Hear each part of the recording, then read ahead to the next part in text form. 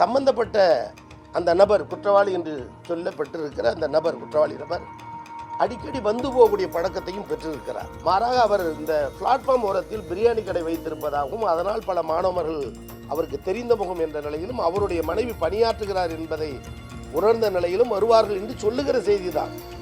சம்பவம் நடந்த இடம் சிசிடிவி கேமரா உட்படுத்தப்படாத ஒரு முட்புதர் போன்ற பகுதி. அண்ணா பல்கலைக்கழக சம்பவம் யாரும் எதிர்பாராதது. நடந்த நேரம் என்ன, நடந்த சூழல் என்ன, நம்முடைய ஒரு பல்கலைக்கழக மாணவி ஒரு ஆண் நண்பரோடு பேசி கொண்டிருந்த நேரத்தில் தகாத நபர் விரும்பாத காரியத்தை செய்ததனுடைய விளைவு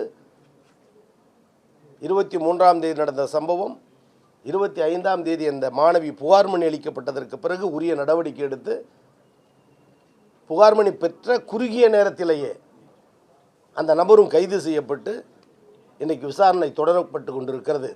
போஸ் கமிட்டியினுடைய வேலை மாணவர்களுக்கு ஏதேனும் அத்துமீறலான அவமதிக்கக்கூடிய அல்லது பாலியல் உணர்வான இடர்பாடுகள் ஏற்பட்டு அவர் புகார் தந்தால் உரியவர்கள் மீது, அது சக மாணவரோ அல்லது கல்லூரி பல்கலைக்கழக நிர்வாகமோ அவர்களை விசாரித்து உரிய நடவடிக்கை மேற்கொள்வதற்கு அமைக்கப்பட்ட ஒரு கமிட்டி தான் அது.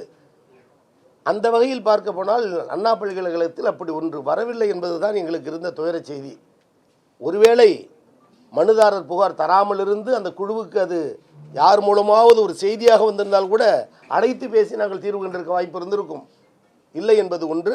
ஆனால் இனி வரும் காலங்களில் நாங்கள் செல்லுகிற இடத்திலெல்லாம் கல்லூரி நிர்வாகத்தை எந்த அளவிற்கு கண்காணித்து கல்வி வளர்ச்சிக்கு முக்கியத்துவம் கொடுத்து நாங்கள் ஆய்வு செய்து வருகிறோமோ அதேபோல் இந்த கமிட்டியையும் நாங்கள் ஆங்காங்கு ஆய்வு செய்து எடுத்த நடவடிக்கை என்ன, வந்த புகார்கள் என்ன, மேற்கொண்ட மேல் நடவடிக்கை என்ன என்பதையெல்லாம் தீவிரமாக விசாரிக்க சொல்லி முதலமைச்சர் எங்களுக்கு உத்தரவிட்டிருக்கிறார். எங்கள் காலத்தில்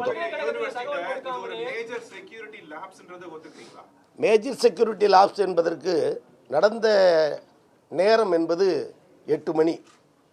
சம்பந்தப்பட்ட அந்த நபர் குற்றவாளி என்று சொல்லப்பட்டிருக்கிற அந்த நபர் குற்றவாளி நபர் அடிக்கடி வந்து போகக்கூடிய பழக்கத்தையும் பெற்றிருக்கிறார். இதை வாயில் காப்பாளர்கள் சொல்லுகிறார்கள்.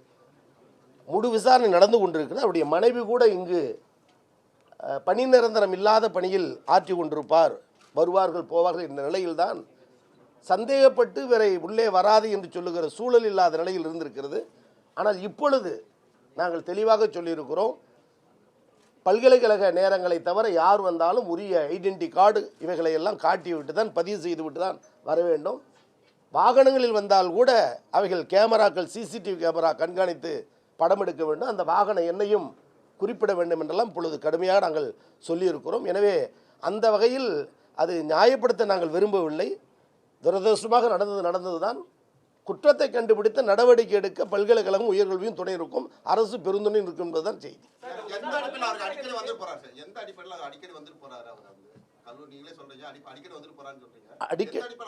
அடிக்கடி வந்து போகிறாருங்கிற செய்தி நீங்களே சொல்லுகிற வார்த்தை என்பதை சகோதரர் சொன்ன காரணத்தால் பயன்படுத்துகிற வார்த்தை.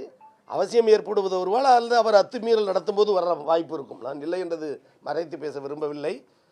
மாறாக அவர் இந்த பிளாட்ஃபார்ம் ஓரத்தில் பிரியாணி கடை வைத்திருப்பதாகவும் அதனால் பல மாணவர்கள் அவருக்கு தெரிந்த முகம் என்ற நிலையிலும் அவருடைய மனைவி பணியாற்றுகிறார் என்பதை உணர்ந்த நிலையிலும் வருவார்கள் என்று சொல்லுகிற செய்தி தான். அது இன்னும் விசாரணையில் தான் முழுமையாக தெரியும்.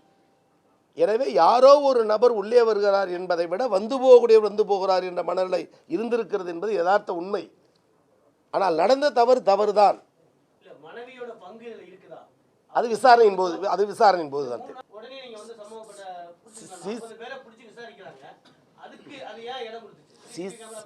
சிசிடிவி கேமரா நுழைவாயிலும் மாணவ மாணவியர் விடுதியிலும் தங்கி சாப்பிடக்கூடிய அந்த உணவகத்திலும் சாலைகளிலும் பெரும்பாலும் பொருத்தப்பட்டு 100% சரிவரதான் இருக்கிறது. 10-20 குறைபாடுகள் உண்டு.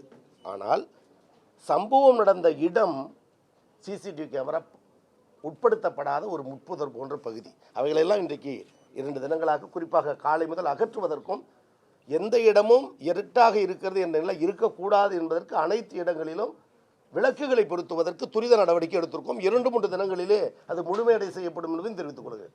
ஆக நீங்கள் கேட்டது அந்த தவறு நடந்த இடத்துக்குரிய சிசிடிவி கேமரா இல்லைதான். ஆனால் வருகிற பாதை, போகிற பாதை, விடுதி, உணவகம், மெயின் பார்வைகள் எல்லாம் இருக்கிறது. அதில் 10% சரியில்லாமல் கூட இருந்திருக்கும். அவைகள் சரி செய்யப்படும். ஆனால் இப்பொழுது எடுத்துக்கொண்ட பாடம், அந்த பக்கத்தில் நடமாட்டம் இல்லை என்ற காரணத்தால் இருட்டாக இருக்கக்கூடாது, முட்புதர்களாக இருக்கக்கூடாது.